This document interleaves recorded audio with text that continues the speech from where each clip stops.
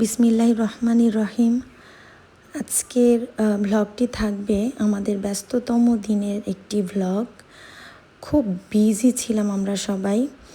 আমার হাজব্যান্ডের সামারের ছুটি পড়েছে, আর মেয়ের তো স্কুল ছুটি চলছেই। বাচ্চাদের স্কুল 3 মাসের ছুটি থাকে এখানে, আর কাজের উপর ভিত্তি করে পুরুষদের এক এক সময়ে ছুটি পড়ে। সো আমার হাজব্যান্ডের ছুটি হয়েছে, সামারের ছুটি প্রায় 15 দিনের। তো সে ঘর পরিষ্কার করছেন। এর পিছনে একটি কারণও রয়েছে। আমাদের বাসায় মেহমান আসবে এবং প্রতি বছর আলহামদুলিল্লাহ এই সামারের সময় আমাদের বাসায় অনেক গেস্ট আসেন। তো বিশেষ করে মিলানো শহরে আমাদের সবাই থাকেন, আমার ভাই, আমার দেবর, আমার মামারা, আমার ভাসুর, দেবর, তো নানান ফ্যামিলি, অনেকের ফ্যামিলি সবাই মিলানোতে থাকেন। তো যারা পারেন আসেন। এই তো মেহমান আসবে, তার আগে একটু প্রস্তুতি নিয়ে নিচ্ছি আমরা। আমাদের ঘরটি পরিষ্কার করে নিচ্ছি। তো আমার হাজব্যান্ড খুব ভালো করে পরিষ্কার করতে পারেন এবং তার সাথে তার হেল্পার 2 জন রয়েছেন। এবার তার হেল্পার হচ্ছে তার ছেলে মেয়ে। আমার বাচ্চারা সবসময় ট্রাই করেন তার বাবার সাথে কাজ করতে। এটা আসলে পরিবারে বড়রা যা করবেন ছোটরা তো তাই শিখে। আমার হাজব্যান্ড সবসময় এটা আমাকে সাহায্য করে থাকেন। কোনো গেস্ট আসলে ঘরটা খুব ভালো করে পরিষ্কার করে দেন।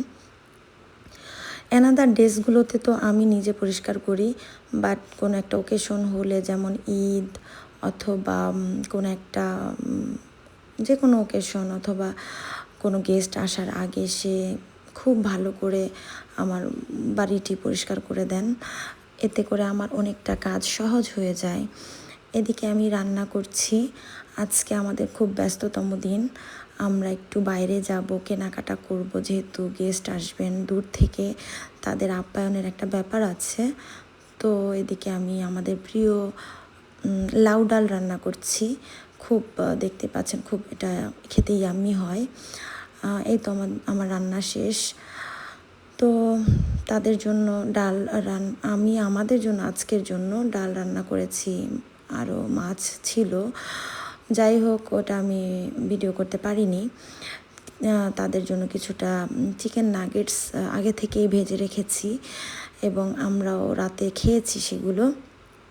তো যাই হোক, টুকটাক একটি প্রস্তুতি নিচ্ছি।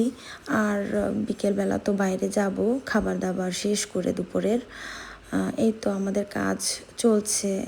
এদিকে আমার হাজব্যান্ড ঘর, টয়লেট সব কিছু পরিষ্কার করে ফেলেছেন। তিনি পরিষ্কার পরিচ্ছন্ন হয়ে, ক্লিন হয়ে, শাওয়ার নিয়ে খাওয়া দাওয়া শেষ করলাম আমরা আলহামদুলিল্লাহ। তারপরে তার ব্যাংক বুথ থেকে টাকা উত্তোলন করলেন এবং যেহেতু কেনাকাটা করব, সো টাকা তো লাগবেই। ইউরো উঠাচ্ছেন। তো এই তো মেশিন থেকে ইউরো চলে আসছে। তো যাই হোক, আমরা টাকা বা ইউরো নিয়ে তারপরে যাচ্ছি সুপার শপে। আমরা সবসময় আমাদের বাসা থেকে লিডল সুপার শপ, আমরা বাংলাদেশে যেমন স্বপ্ন বলি, আগরা বলি, ওরকমই লিডল। সো লিডলে আমরা সবসময় যাওয়ার আমাদের ভালো লাগে, কারণ একসাথে সব কিছু কিনতে পারি এখানে এবং খুব ভালো প্রোডাক্ট থাকে এখানে। এই তো চলে এসেছি। তো এটা মার্কেটটা হচ্ছে গ্রাউন্ড ফ্লোরে।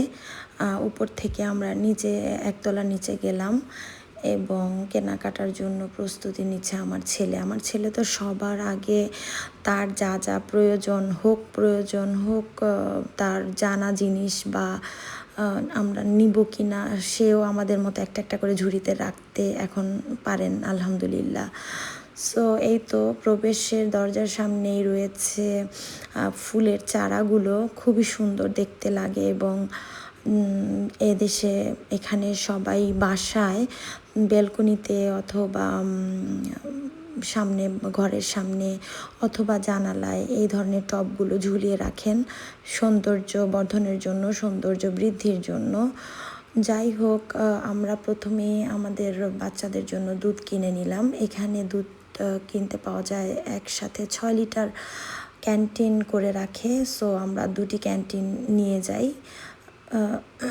তারপরে হচ্ছে ওদিকে আমার ছেলে নিজের মন মতো দিচ্ছে ওর এই জিনিসগুলো আমরা খুব এনজয় করি।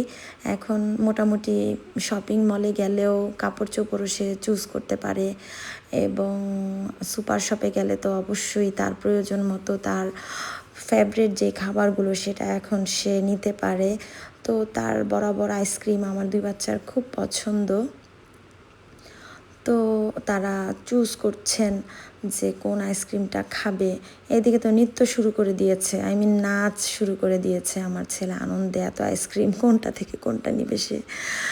আমরা ওদের 2 ভাই বোনের উপর ছেড়ে দেই, তোমাদের কোনটা ভালো লাগবে সেই ফ্লেভারটা নাও।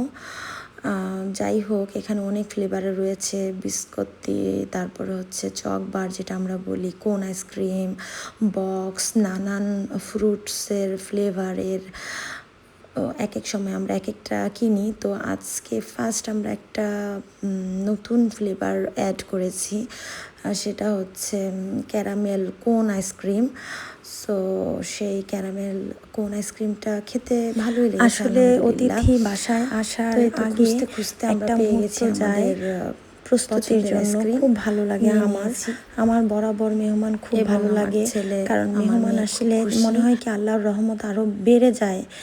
আসবে তো সেটা পরের কথা, আসার আগেই তো আমার ঘর ফুরফুরে হয়ে যায়, আমার ঘর পরিষ্কার হয়ে যায়, আমাদের মন আনন্দে ভরে যায়। সো এই সিমটমগুলোই হচ্ছে আল্লাহর রহমত, সুবহানাল্লাহ। আর পরে তো আল্লাহ তাআলা আরও বরকত দেন এবং মেহমানের সাথে রহমত বরকত আসে ঘরে। যদি তারা খুশি মনে বের হতে পারেন, তাহলে আল্লাহ তাআলা সেই গৃহস্থের ঘর বরকতে ভরিয়ে দেন। এবং আমরা জানি আমাদের ইসলামে একটি হাদিস রয়েছে যে অতিথি যাবার সময় যদি সন্তুষ্ট মনে বিদায় নেন, তাহলে সেই ঘরের যত বালা মুসিবত, যত রোগ বালাই রয়েছে সেই দরজা দিয়ে বের হয়ে যায় অতিথির সাথে সাথে। সো এরকম জানা সত্ত্বে কেন খুশি হব না। এবং বরাবরই হাদিস জানার আগেও আমার মেহমান খুব ভালো লাগতো, আর এই হাদিসটা জানার পরে তো মনে চায় যে কলিজা কেটে দিয়ে দেই। তারা যেন খুশি থাকেন, তাদেরকে যেন খুশি রাখতে পারি, তারা যেন সুস্থ থাকেন। আমি সব সময়ই একটা জিনিস খেয়াল করি এবং লক্ষ্য রাখি যে আমার বাসায় যারা আসবেন তারা কোন বয়সের এবং তাদের রুচিটা কেমন হতে পারে, তারা কেমন খেতে পারেন, বা আমি কেমন সার্ভ করব, সব কিছু মিলিয়ে আমি একটা তালিকা তৈরি করে ফেলি গেস্ট আসার আগে। সো গেস্ট আসার পরে আমি তাদের কাছে খুব ভালো করে জিজ্ঞেস করি যে তাদের কি পছন্দ, এবং আমি তো জানি আমার বাসায় যারা আসবেন তাদের পছন্দ রুচি আমি জানি। সো আমি সেইভাবে একদম সব কিছু প্রস্তুত করে রাখতে ভালোবাসি। যেমন আমি জানি আমার দেবর সবসময় পছন্দ করে আমার হাতে ভুড়ি, গরুর বট, আর অন্যান্য খাবার তো আছেই, চিতই পিঠা, গরুর বট, চিতই পিঠা ওর খুব পছন্দ। সো আমি এই 2টা অ্যারেঞ্জ করে ফেলেছি, আর এর সাথে অন্য খাবার তো আছে আলহামদুলিল্লাহ। এবার যেহেতু সামার, আমরা সবাই মিলে, তো যাই হোক আমরা সবাই খুব এক্সাইটেড কখন আসবে। আর আমার বাচ্চারা তো, আমার মেয়েটা বিশেষ করে ওর চাচ্চুর জন্য খুব ওর চাচ্চুকেও খুব ভালোবাসে। সো চাচ্চু কখন আসবে শুধু বলতে থাকে। তো ওর চাচাও প্রতিবার আসতে চেষ্টা করে, ওদের জন্য অনেক কিছু নিয়ে আসে। তো আমাদের সবার জন্য আপনারা অনেক দোয়া করবেন। আল্লাহ হাফেজ।